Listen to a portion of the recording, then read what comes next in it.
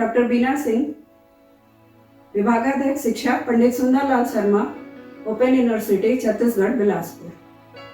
आज का हमारा विषय है क्रियात्मक अनुसंधान या एक्शन रिसर्च।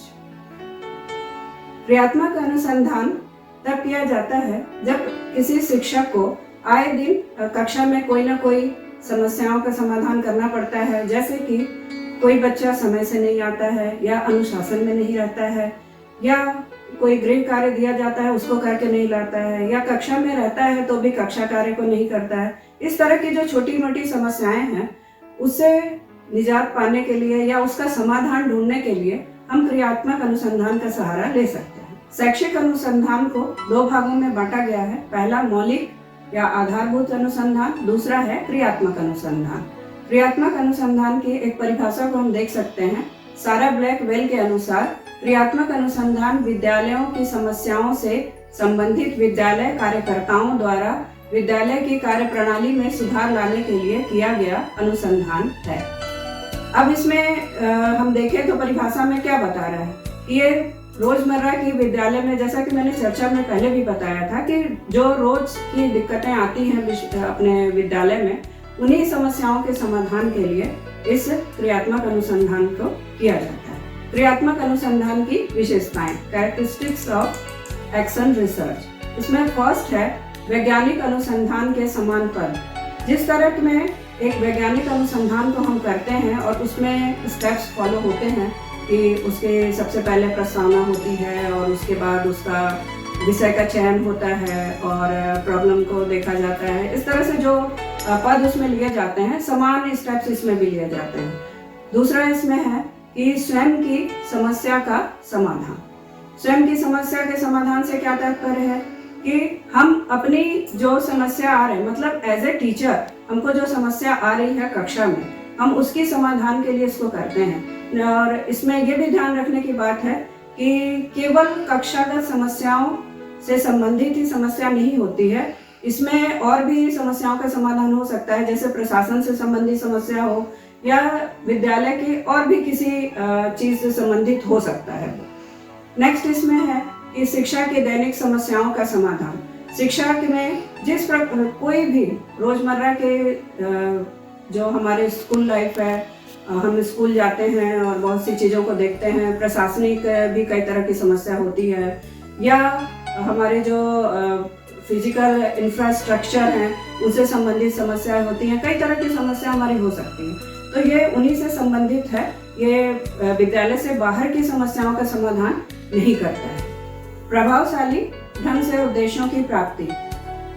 एक्शन रिसर्च के द्वारा हम जब अपने समस्या का समाधान करते हैं तो वो बहुत ही प्रभावशाली ढंग से होता है, अर्थात उस समस्या का सही समाधान हमें प्राप्त होता है।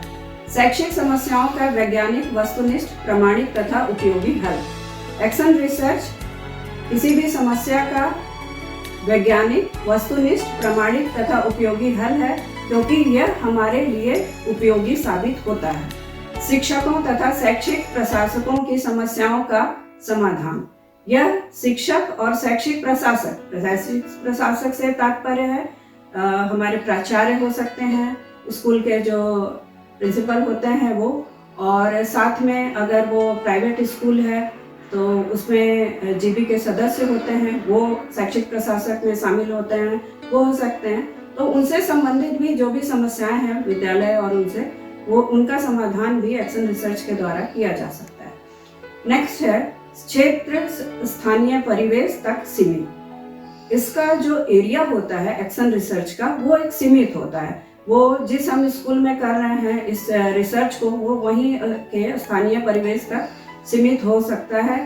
ये जरूरी नहीं है कि हम जो उसमें हल खोज रहे हैं वही हल हमें दूसरे स्कूल पर भी लागू करने में मदद करे, ये आवश्यक नहीं है। तो इसका जो परिवेश होता है वो स्थानीय होता है, या इसका प्रभाव होता है वो सीमित होता है, ये हम कह सकते हैं। जनतांत्रिक भावनाओं पर आधारित। जनतांत्रिक भावनाओं पर आधारित यह इसलिए है कि यह किसी भी इस तरह की चीज़ों को नहीं लेता है जो जातिगत भेदभाव या किसी भी तरह सामाजिक असमानता से संबंधित हो।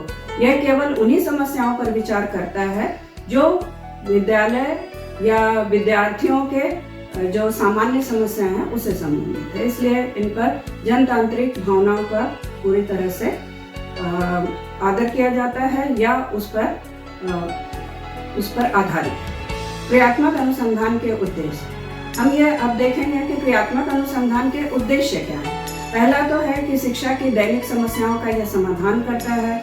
दूसरा है कि विद्यालय एवं कक्षा के कार्य परिस्थितियों में सुधार लाता है। तीसरा है कि छात्रों, शिक्षकों तथा प्रशासकों में वैज्ञानिक अभिवृत्तियों का विकास करता है।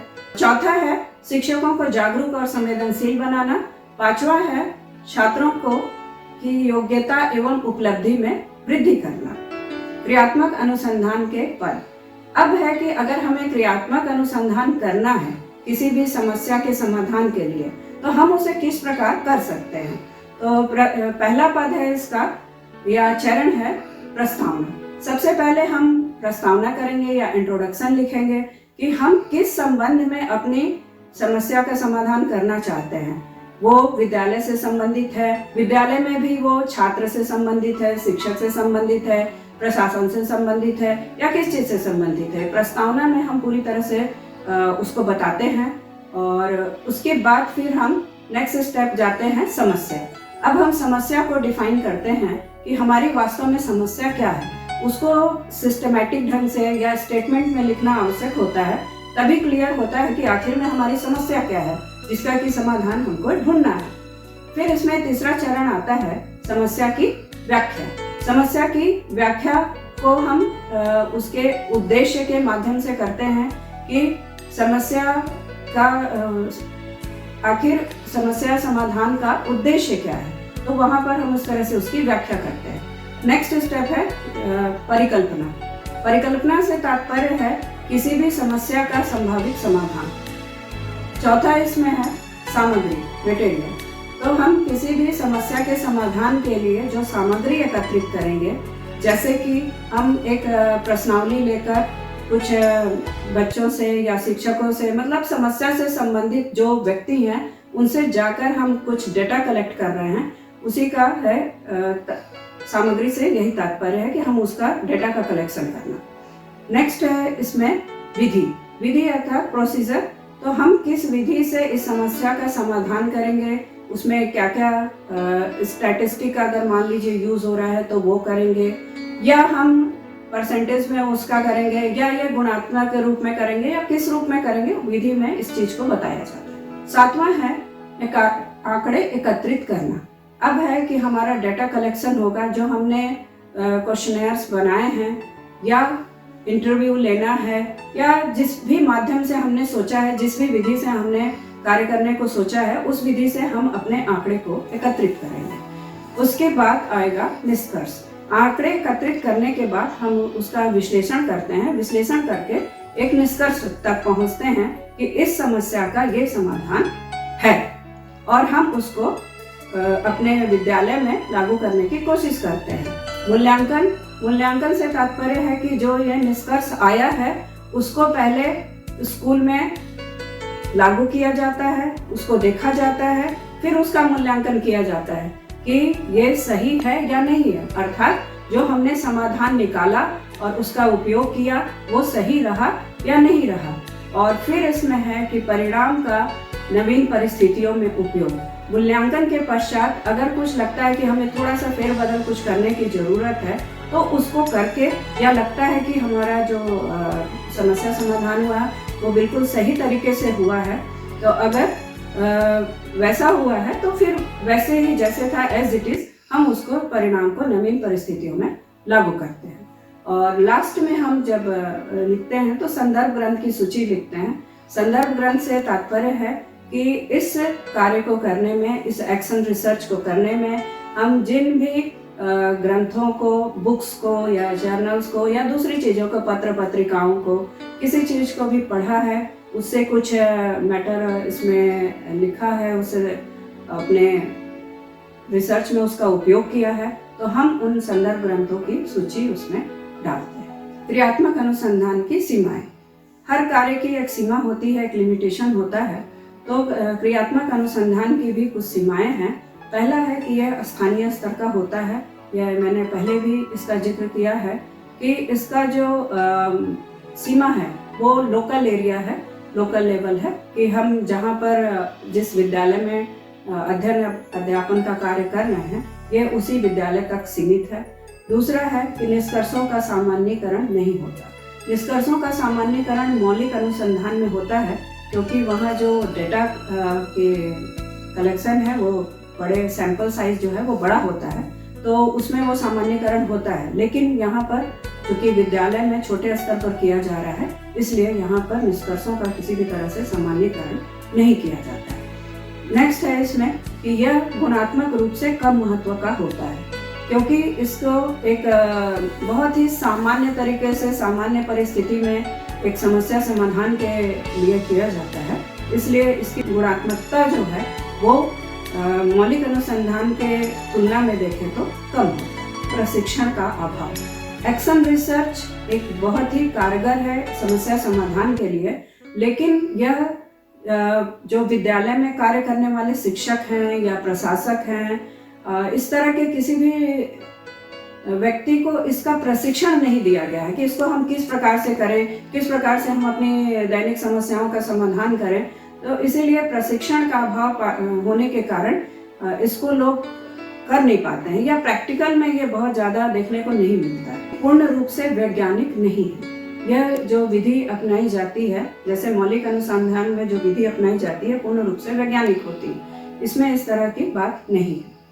और नेक्स्ट है इसमें निर्देशन का अभाव कि किसी भी प्रकार के निर्देशन इसमें प्राप्त नहीं होता है, व्यक्ति को खुद से करना होता है। जबकि जब मौलिक अनुसंधान होता है तो उसमें जो सुपरवाइजर होते हैं वो हमें निर्देशित करते हैं और लेकिन इसमें इस तरह की बात नहीं होती। नेक्स्ट है इसमें कि केवल तात्कालिक समस्याओं का निदान, कि यह केवल तात्कालिक समस्याओं के लिए एक्शन रिसर्च जो है उसका निदान करता है। बाकी हम चाहें कि जो बड़ी समस्याएं हैं या लंबे समय की समस्याएं उसका समाधान हम इससे करना चाहें तो शायद ये उतना कारगर साबित नहीं।